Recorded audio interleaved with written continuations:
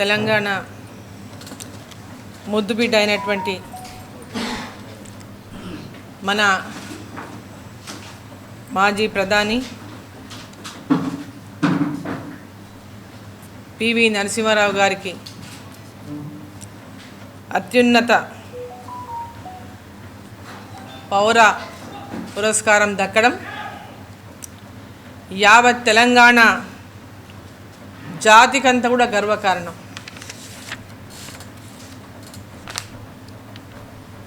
మాజీ ప్రధానమంత్రిగా, కేంద్ర మంత్రిగా, ఈ రాష్ట్రానికి ముఖ్యమంత్రిగా అనేక సేవలు అందించినటువంటి పివి నరసింహారావు గారు తెలంగాణ బిడ్డ. ఈరోజు భారతరత్న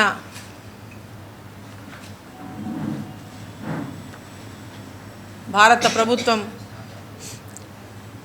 ప్రధానమంత్రి నరేంద్ర మోదీ గారికి, భారత ప్రభుత్వానికి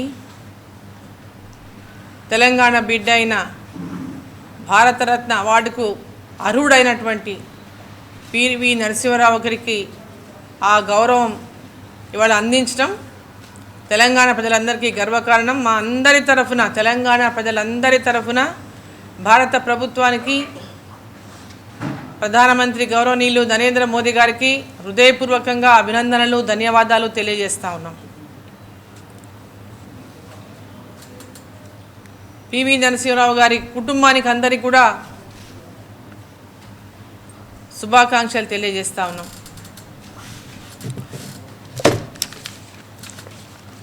మనకందరికీ తెలుసు పివి నరసింహారావు గారు 91 నుంచి 96 వరకు ఈ దేశానికి ప్రధానిగా ఉన్నారు. వారు ప్రధానిగా ఉన్న సందర్భంగా అనేక సంస్కరణలు, ఆర్థిక సంస్కరణలు, ఆ రోజు ఆర్థికంగా తీవ్రమైనటువంటి పరిస్థితుల్లో ఉన్నటువంటి భారతదేశానికి ఆర్థిక సంస్కరణల ద్వారా భారతదేశాన్ని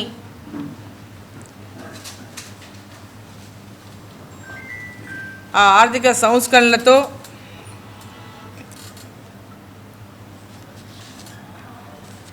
మరి పివి నరసింహారావు గారు ఒక దశ ఈ భారతదేశానికి అందించారు. ఆర్థిక ప్రగతి కోసం లిబరలైజేషన్, ప్రైవేటైజేషన్, గ్లోబలైజేషన్ అనే నినాదంతో ఆ రోజు ముందుకు తీసుకెళ్లినారు ఈ దేశాన్ని ప్రధానమంత్రి గారు, ఆనాటి ప్రధానమంత్రి పివి నరసింహారావు గారు. ఆర్థిక సంస్కరణలకు శ్రీకారం చుట్టి లైసెన్స్ రాజును నిర్మూలన చేసి విదేశీ పెట్టుబడులను ఆహ్వానించినటువంటి సందర్భం, మార్కెట్ ఆధారిత ఆర్థిక వ్యవస్థ వంటి కీలక నిర్ణయాలు కూడా రోజు ఆయన తీసుకోవడం సందర్భాన్ని మనం అందరం ఒకసారి గుర్తు చేసుకోవాల్సినటువంటి అవసరం ఉంది. పివి నరసింహారావు గారు తన సొంత పార్టీలోనే అనేక విమర్శలను ఎదుర్కొన్నప్పటికీ గందరగోళ కాలంలో దేశం యొక్క దీర్ఘకాలిక ప్రయోజనాల కోసం ప్రజా వ్యతిరేక నిర్ణయాలు తీసుకోవాలనేటటువంటి ఆయన సుముఖత ఆయనకు రాజకీయ శ్రేణుల్లో పెద్ద ఎత్తున గౌరవాన్ని తెచ్చిపెట్టింది. నేషనల్ టెలికాం పాలసీ మరియు నేషనల్ సాఫ్ట్వేర్ పాలసీ వంటి కార్యక్రమాలు ఇన్ఫర్మేషన్ టెక్నాలజీ మరియు టెలికమ్యూనికేషన్స్లో భారతదేశం యొక్క నైపుణ్యానికి మరి పునాది వేసింది అన్నాడు.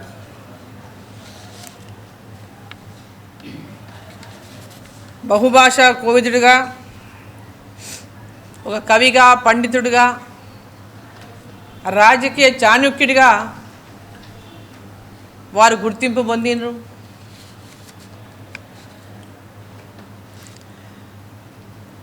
దేశం అంటే వారు ప్రధానిగా ఏనాడైతే ఈ దేశానికి నాయకత్వం వహించిండ్రో ఆనాడు చాలా ఆర్థికమైనటువంటి సమస్యలతో ఎన్నో ఇబ్బందుల్ని భారతదేశం ఎదుర్కొంటున్నటువంటి సమయంలో వారు ఈ దేశానికి నాయకత్వం వహించి ఆర్థిక సంస్కరణలతో భారతదేశాన్ని కొత్త యుగంలోకి నడిపించినటువంటి ఒక మహనీయుడు.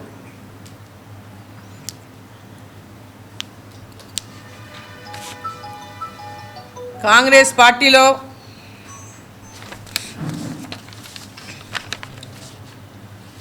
పెద్ద ఎత్తున వారికి ఎన్నో అవమానాలు జరిగిన సందర్భాలను మనం అనేకసార్లు మీడియాలో ఎప్పుడు చర్చ జరుగుతూ ఉంటుంది.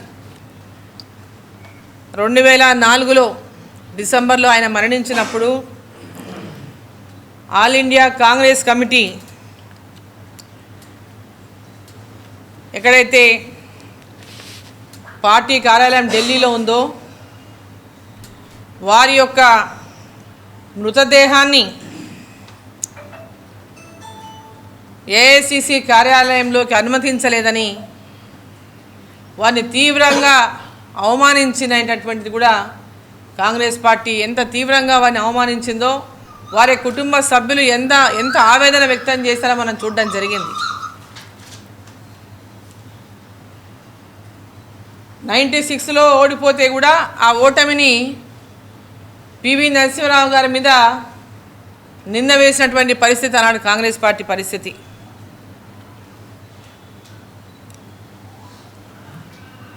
2004 నుంచి 2014 వరకు అధికారంలో ఉన్నటువంటి యూపీఏ ప్రభుత్వం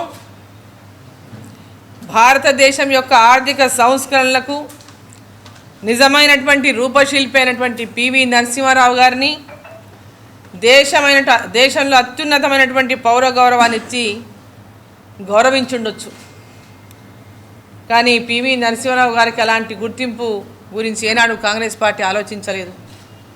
కాంగ్రెస్ పార్టీ నుంచి అవమానాలు ఎదుర్కొన్నారు కానీ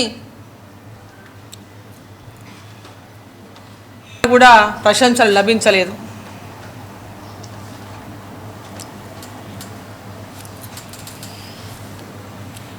మరి ఈరోజు ఒక గొప్ప ఆర్థిక సంస్కరణలకర్త,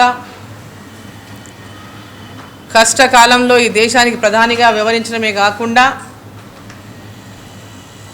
ఆనాడు పూర్తి మెజారిటీతో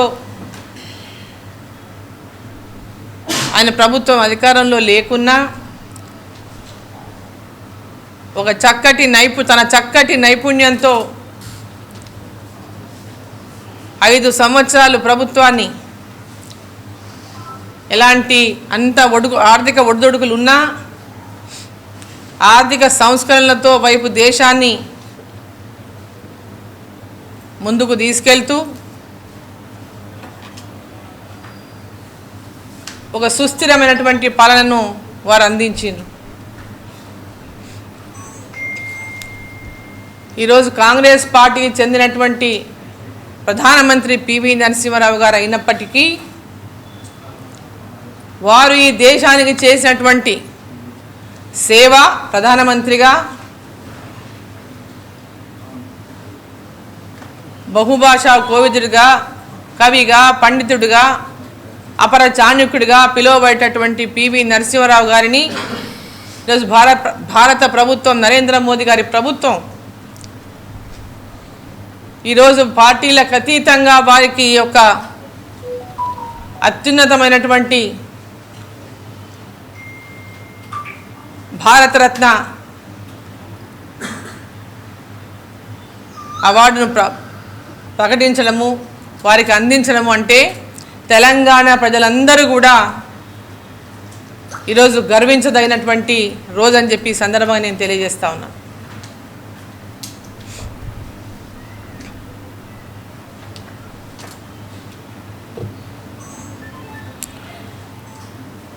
వాళ్ళు ఉన్నంతకాలం కూడా ఎక్కడ కూడా ఎవరికి కాంగ్రెస్ పార్టీ పివి నరసింహారావు గారికి ఏ రోజు కూడా ఆ ప్రశంసలను ఇవ్వలేదు. వారు ఎంత పెద్ద ఎత్తున కాంగ్రెస్ పార్టీకి కానీ, దేశానికి కానీ, అప్పుడున్న ప్రభుత్వానికి కానీ వారు అందించినటువంటి సేవలను గుర్తించి కూడా వారు గౌరవింపబడకుండా అవమానింపబడ్డారంటేనే ఇప్పటికీ అందరూ చెప్పుకుంటారు. ఎక్కడైనా బయట పెద్ద డిస్కషన్ జరుగుతుంటుంది. పివి నరసింహారావు గారికి వారు మరణించినప్పుడు అంత్యక్రియల సందర్భంగా ఎంత పెద్ద ఇన్సల్ట్ చేసింది, వారిని ఢిల్లీలో ఉంచకుండా ఎంబడే తెలంగాణకు పంపించేసినటువంటి విషయాన్ని కూడా, అంటే ప్రధానమంత్రులకు అందరినీ కూడా ఢిల్లీలోనే ఉంచి వారిని అందరినీ కూడా అక్కడనే ఘాట్, ప్రతి ప్రధానమంత్రికి వారి యొక్క ఘాట్స్ ఢిల్లీలో ఉంటే పివి నరసింహారావుని అప్పటికప్పుడు వారిని ఏఐసిసి కార్యాలయంలో కూడా మృతదేహాన్ని అనుమతించకుండా హైదరాబాద్ పంపించిందంటేనే ఎంత పెద్ద అవమానం జరిగిందో,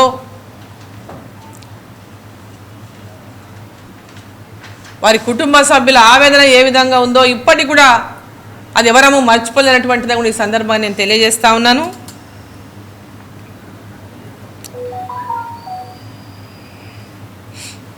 వారికి ఉన్న ప్రతిభ కూడా అవమానించబడింది అనేటటువంటిది మనం అందరం కూడా ఒకసారి గుర్తుంచుకొని ఈరోజు మరి వారికి అత్యున్నత గౌరవాన్ని భారత ప్రభుత్వం అందించడం, నరేంద్ర మోదీ గారి ప్రభుత్వం అందించడం, తెలంగాణ ప్రజలందరూ కూడా, భారతీయులందరూ కూడా హర్షించదగ్గటువంటి విషయం.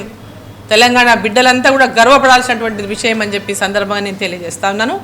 మా అందరి తరఫున, తెలంగాణ ప్రజలందరి తరఫున భారత ప్రభుత్వానికి, నరేంద్ర మోదీ గారికి, ప్రధాని నరేంద్ర మోదీ గారికి మా అందరి తరఫున ధన్యవాదాలు తెలియజేస్తా ఉన్నాం.